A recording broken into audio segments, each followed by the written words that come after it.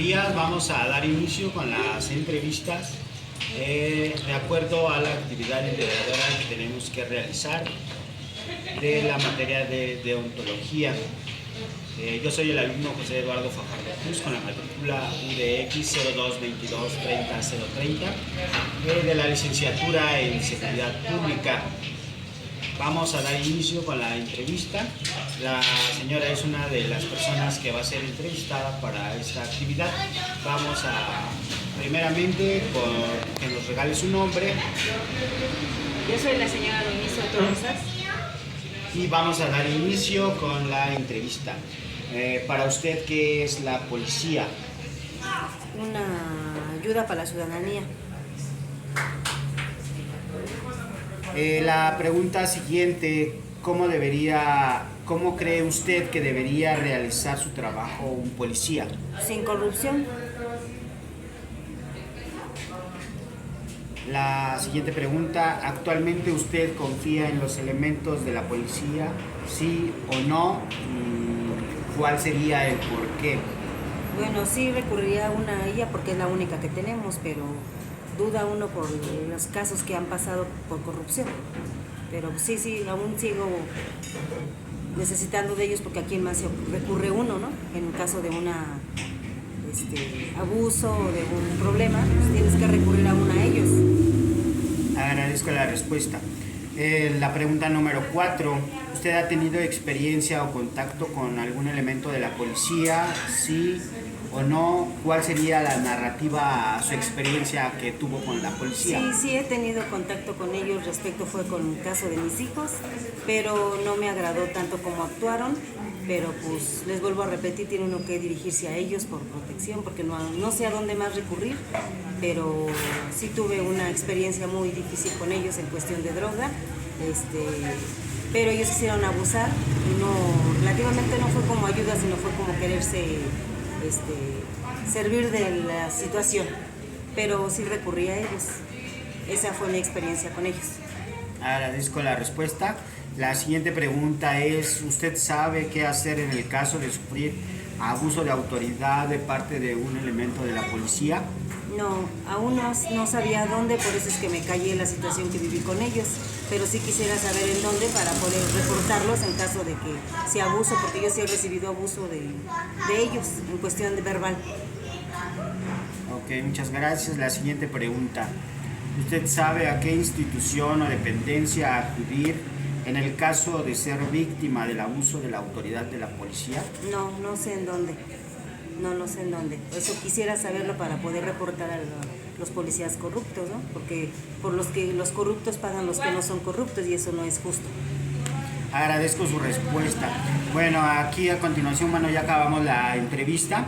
Le voy a orientar un poquito en cuestión de lo que se tiene que hacer para disminuir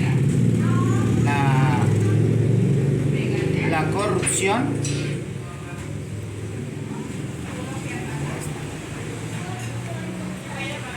Nos faltan todavía unas preguntas. ¿Qué opinas de la seguridad pública en México?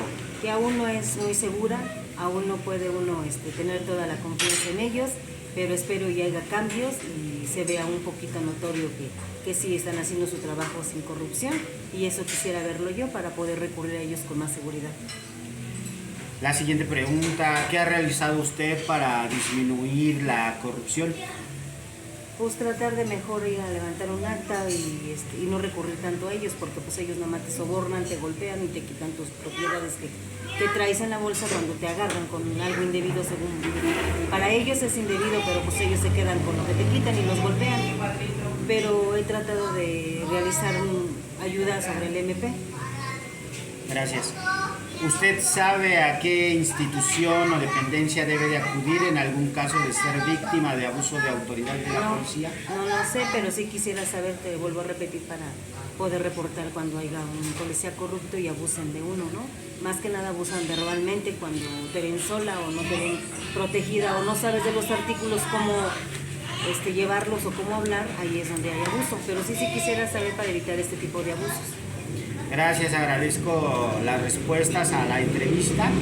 Bueno, primeramente, como tal, pues digo yo aquí en esta situación le voy a brindar una pequeña información, una orientación hacia las preguntas de qué debemos realizar para disminuir la corrupción.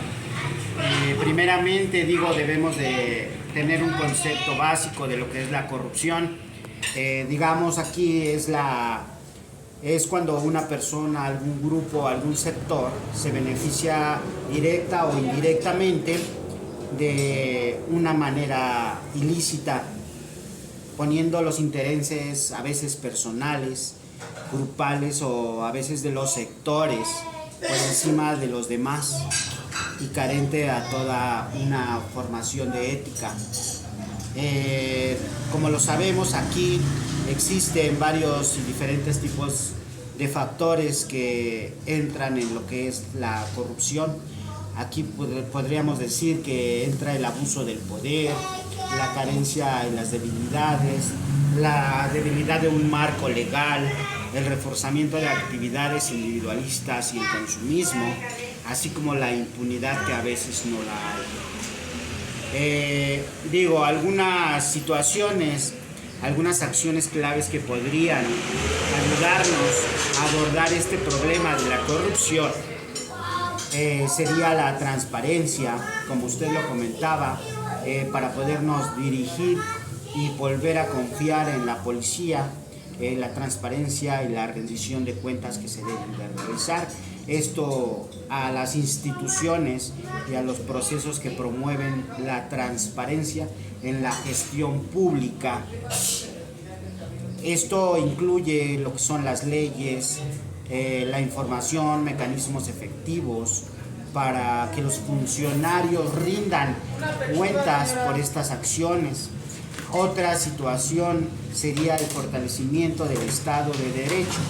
El Estado de Derecho que hace garantizar que haya consecuencias legales significativas para aquellos que participan en un acto de la corrupción. La siguiente situación sería la educación y la consecuencia pública. ¿A qué nos lleva esto? ¿Y a qué nos ayuda en la corrupción? Que la educación y la conciencia pública va a fomentar una cultura de integridad, de ética, a una edad temprana, tanto en la educación formal, tanto como en la sociedad en general. Esto nos va a ir ayudando a que esa corrupción vaya disminuyendo. Esto puede incluir programas educativos sobre valores éticos y la ciudadanía a ser más responsable. La otra sería la regulación y la supervisión. ¿Esto a qué nos ayuda? A implementar sistemas de supervisión efectivos en los sectores de lo que es vulnerable a la corrupción, en la contratación pública, en el financiamiento político y las actividades empresariales. La participación ciudadana. ¿Esto a qué hace? A empoderar a la sociedad civil, a ustedes ciudadanos, para que participen efectivamente en la vigilancia, en la denuncia ante la corrupción. Si ustedes como ciudadanos no nos apoyan en esa cuestión de denunciar a las instancias correspondientes, la corrupción nunca va a disminuir, la corrupción va a seguir. ¿Por qué? Porque a veces por el miedo, a veces por otras situaciones, el ciudadano no quiere hablar, no quiere denunciar, y es por eso que se aumenta el índice delictivo de la corrupción. Aquí la participación ciudadana es la toma de decisiones que ustedes como ciudadanos pueden proporcionar a la protección y son más que nada ustedes la parte denunciante, la que nos va a ayudar a nosotros a contribuir y a dar un mejor servicio como seguridad pública ante una sociedad. El fortalecimiento de una ética institucional, esto promueve a la cultura a urbanizarse y a basarse en la integridad y la ética del sector público. Esto implica el establecimiento de códigos de la conducta, de la promoción de una cultura de cumplimiento. La corporación internacional esta trabaja en colaboración con